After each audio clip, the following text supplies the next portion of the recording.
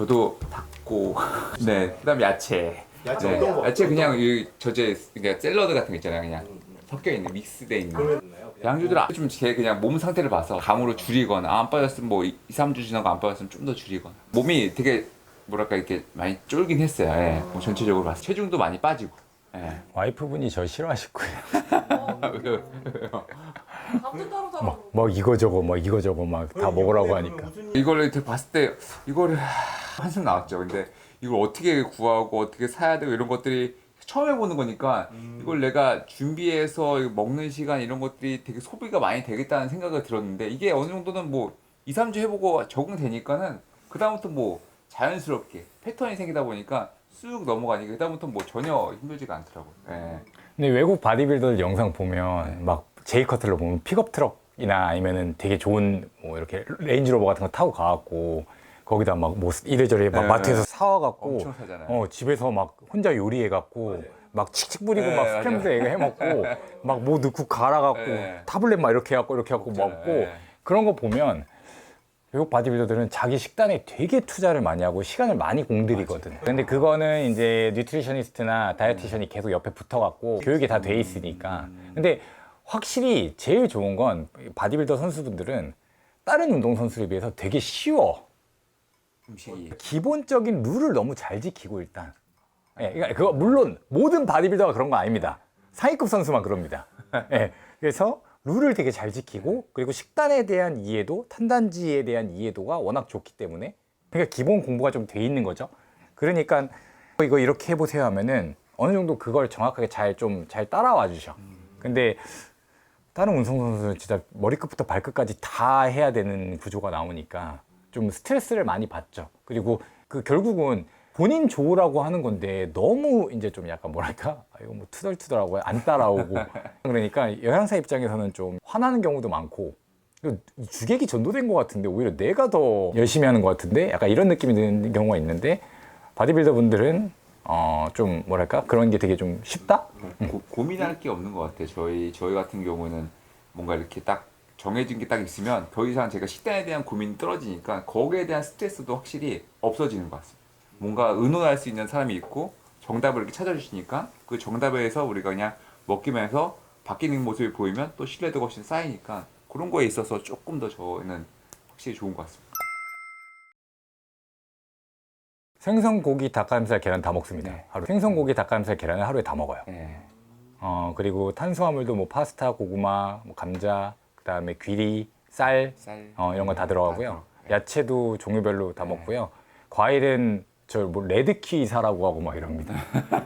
왜냐면 그때 당시에 제철 과일을 찾고 그 제철 과일에서 코스코나 이런 데 쇼핑하기 위해서 좋은 데서 파는 거. 한 번 가면 일주일치를 사서 소비할 수 있는 게 코스코에서 요즘에 뭘 파나 검색해서 그거 찾아서 하는데 뭐 보면 예를 들어 9월이나 이럴 땐 레드키가 코스트코에서 판매를 하더라고요. 근데 제철이고 키 괜찮은 과일이거든요. 그래서 그런 거 먹으라고 하고 레드키 처음 먹어봤을 거예요. 예. 그것도 참-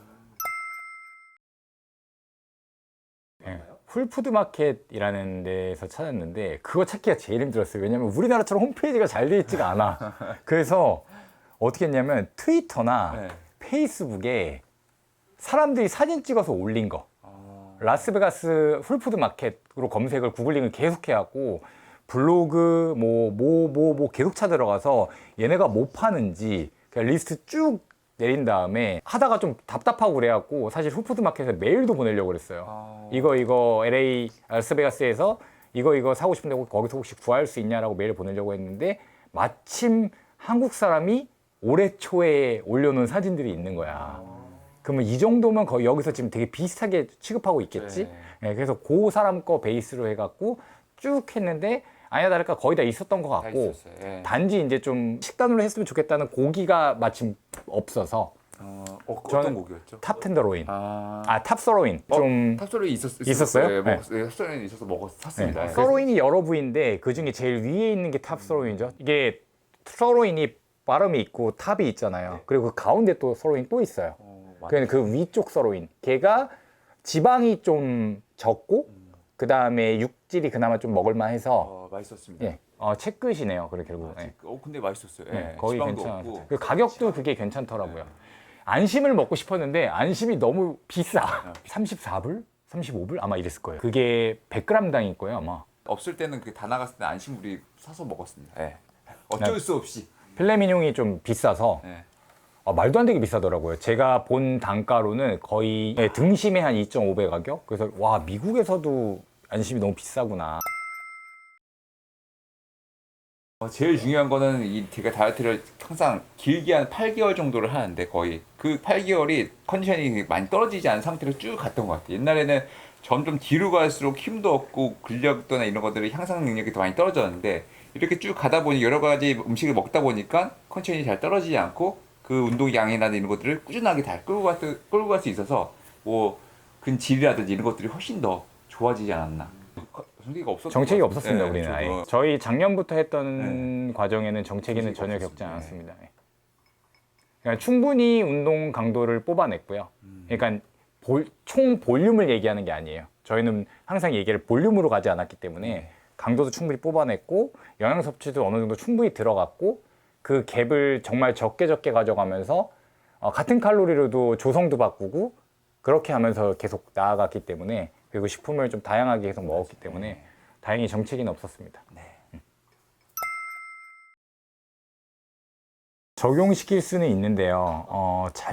그러니까 일단 기본적으로 그 보충제로 파는 형태는 멜라토닌이 들어오면 몸에서 되게 금방 분해돼요. 그래서 거의 효과가 없어요. 그래서 대부분이 먹는 사람들이 얘기 들어보면 거의 효과 없다. 근데 이제 예를 들면 서방정이라고 있습니다. 천천히 분해되는 거. 이거는 처방으로 받을 수 있어요. 그러면 이제 걔는 좀 오래 남기 때문에 효과를 받을 수 있습니다. 근데 문제는 수면 패턴이 망가질 수도 있어요. 어떤 사람들은 그걸 먹고 수면 패턴이 망가질 수 있어서 되도록이면 그거 없이 한번 해보고 안 되면은 해야 되는데 멜라토닌을 먹어서 어쨌든 잠을 자면 우리 약간 그런 거 있거든요. 멜라토닌을 먹고 자면 그 혈관이 좀 잘 안 나온다거나 그러니까 펌핑감이 떨어진다거나 운동할 때 좀 처지는 듯한 느낌을 호소하는 선수들이 있어요. 그래서 되도록이면은 그거보다는 잠을 잘 잘 수 있게끔 만드는 게 더 좋지 않을까라는 좀 생각입니다. 이것도 얘기하시긴 하셨어요. 저한테 햇빛을 비타민 D를 그 전에 잠 너무 못 잤을 때는 한 바퀴 돌고 해라 이런 것도 얘기하시긴 하셨어요. 제가 제 가장 큰 무대 섰으니까요. 조금 더 여유가 생기지 않을까 열심히 또 잘 하던 대로 조금 더 몸을 만들어 보겠습니다. 네. 화이팅! 화이팅! 네. 손이 차갑고. 네, 안녕하세요. 저는 우수 에듀케이션에서 영양학을 가르치고 있고 최한일 선수 영양을 담당하고 있는 스포츠 영양사 우수 이옥이라고 합니다. 네, 이번에 최한지 선수의 올림피아 무대 혹시 보셨나요? 네 봤습니다. 무대에 선 거 보니까 좀 오랜 시간 함께한 사람으로서 이 무대에 올라가 있는 선수를 봤을 때 어떤 생각이 드세요? 제가 옛날에 지금의 클래식 피지크 종목을 만들게 된 계기가 된 선수들을 되게 좋아해요. 그래서 사실 저도 어렸을 때 그런 몸들을 보고 운동을 했고 그래서 클래식 피지크 종목이 인기를 얻고 있는 것도 되게 기분도 좋은데 제가 또 같이 2년 동안 같이 하고 있는 최현희 선수가 그렇게 올림피아란 무대에 클래식 피지크 종목으로 같이 나갔다는 게 저 또한 감회가 되게 새로웠고요.